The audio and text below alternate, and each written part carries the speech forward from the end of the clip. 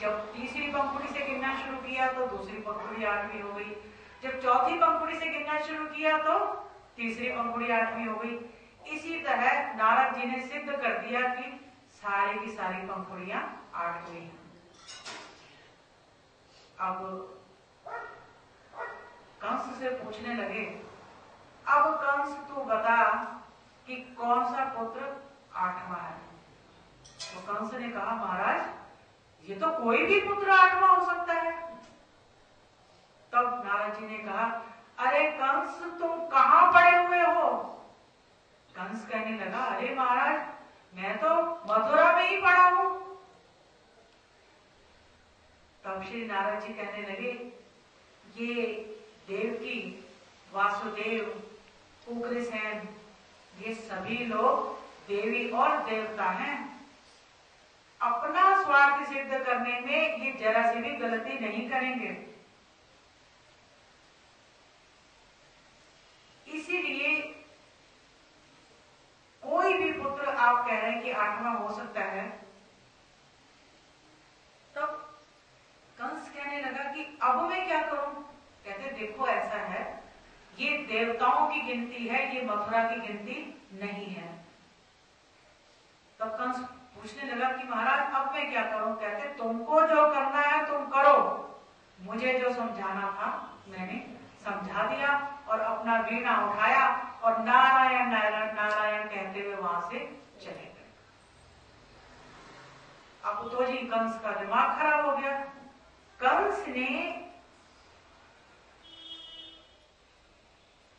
श्री संदेश दिया कि वासुदेव जी अपने पहले बेटे को लेकर आए।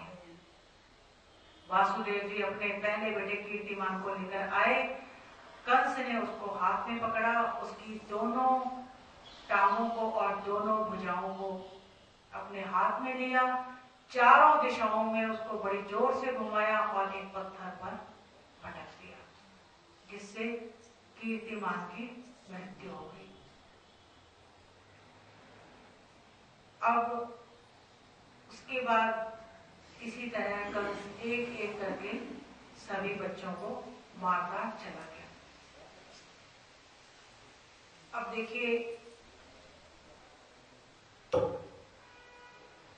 माता देवकी के गर्भ में 7वीं संतान आ गई है। जब माता देवकी के गर्भ में 7वीं संतान आई, तब भगवान श्री कृष्ण ने योग माया को अपने पास बुलाया और योग माया से कहा कि योग माया तुम जाओ और जाकर अपनी, देखो ये योग माया, ये एक योग माया एक देवी का रूप है, कि तुम जाओ और जो देवकी का जो गर्भ है, इस वक्त जो देवकी के पेट में जो 7वां गर्भ है, उसको जाकर आप रोहिणी के गर्भ में प्रतिस्थापित कर दो और तुम स्वयं जाकर यशोदा के गर्भ में स्थापित हो जाओ और मैं देवकी के गर्भ में जा रहा हूं। अब देखिए समय की रफ्तार देखिए, योग माया यशोदा जी के गर्भ में चली गई और जो माता देवकी का 7वां गर्भ था वो योग माया ने अपनी योग माया से रोहिणी के गर्भ में प्रतिस्थापित कर दिया, जिससे रोहिणी ने श्री बलराम जी को जन्म दिया। बोलिए श्री बलराम महाराज की जय। तो रोहिणी के गर्भ से श्री बलराम जी का जन्म हुआ और यहाँ योग माया माता यशोदा के गर्भ में है और भगवान मां देवकी के गर्भ में आ गए। अब भादों का कृष्ण पक्ष है और अष्टमी तिथि है, रात्रि के 12 बजे है। सरोवर में कमल अपने आप खिल उठे, ब्राह्मणों की यज्ञशालाओं में अग्नि स्वयं प्रज्वलित होने लगी, पक्षी चहचहाने लगे आकाश बिल्कुल निर्मल, मंद मंद सुगंधित हवाएं चलने लगी, वातावरण बिल्कुल अनुकूल हो गया, ग्रह नक्षत्र वार सभी शुभ दिशा में चल रहे हैं, भंवरे गुंजार कर रहे हैं, जुगनुओं की टोली टिमटिमाती हुई फूलों पर मंडरा रही है। बहुत ही सुंदर, बहुत ही मन लुभाता हुआ वातावरण छा गया। तभी भगवान श्री कृष्ण, ठीक 12 बजे भगवान श्री कृष्ण ने माता देवकी के गर्भ से जन्म लिया। बोली श्री बाल कृष्ण लाल की जय। अब भगवान, जब माता देवकी ने भगवान को जन्म दिया, उस समय भगवान 4 भुजाधारी थे, चतुर्भुज, शंख चक्र गदा त्रिशूल सभी कुछ उनके पास थे, एकदम विराट रूप, बहुत ही सुंदर भगवान। तब माता देवकी ने कहा कि प्रभु आप छोटे से नन्हे से बालक बन जाइए, मैं एक नन्हे से बालक के दर्शन करना चाहती हूँ, क्योंकि मेरे पहले सभी पुत्र मेरे भाई ने खत्म कर दिए। आप छोटे से नन्हे से बच जाइए ताकि मैं नजर भर के आपको देख सकूं।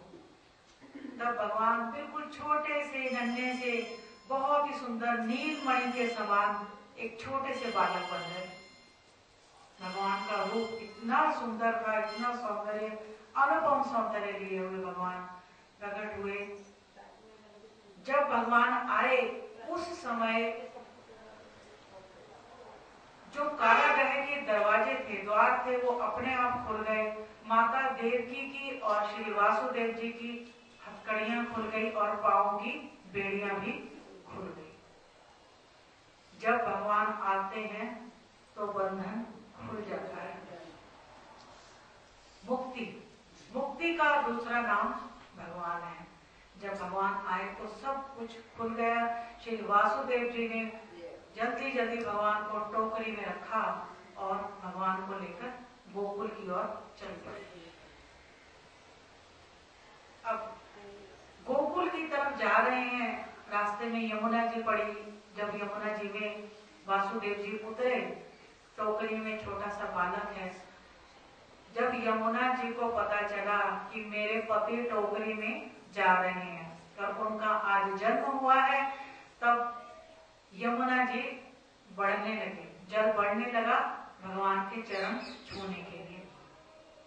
जब भगवान के चरण छूने के लिए जल बढ़ने लगा, तब पहले वासुदेव जी के घुटने डूबे, फिर उनकी कमर तक पानी आ गया, फिर छाती तक आ गया, गले तक आ गया और नाक तक जब आने लगा, भगवान ने देखा कि इस तरह तो मेरे पिताजी डूब जाएंगे। तब उन्होंने अपना दाहिना पांव बाहर निकाला, टोकरी से नीचे लटकाया और कहा ओम। आवाज सुनते ही यमुना नीचे आ गई, जलस्तर नीचे आ गया और श्री वासुदेव जी भगवान को लेके गोकुल धाम चले गए। श्री यशोदा जी के पास पहुंचे। श्री यशोदा जी के पास योग माया लेटी हुई थी। योग माया को वहां से उठाकर टोकरी में डाला और भगवान को वहां पर लेटा दिया। लेटाने के बाद श्री वासुदेव जी उस टोकरे को लेकर दोबारा मथुरा आ गए। जैसे ही योग माया को लेकर जेल में आए, जेल के द्वार बंद हो गए, द्वारपाल जाग गए, बेड़ियां और हथकड़ियां दोबारा से लग गई। जब माया आती है तब बंधन होता है। जब भगवान आए थे तब मुक्ति थी, सब कुछ खुल गया। माया के आते ही सब कुछ बंध गया। बंधन, माया का दूसरा नाम बंधन है और भगवान का दूसरा नाम मोक्ष, मुक्ति है। अब जब कंस को पता चला कि 8वीं संतान आ गई है, कंस ने इंतजार ही नहीं किया वासुदेव का कि वो बच्चे को लेकर यहाँ आएंगे, क्योंकि भगवान श्री कृष्ण ने योग माया को पहले ही कह दिया था कि तुम यशोदा के गर्भ से जन्म लो, जब तुम जन्म लोगी उसके बाद तुम मथुरा पहुंचोगी, मथुरा जाने के बाद कंस तुम्हें मारने की कोशिश करेगा, लेकिन तुम कंस के हाथ से छूट जाओगी। कंस के हाथ से छूट जाने के बाद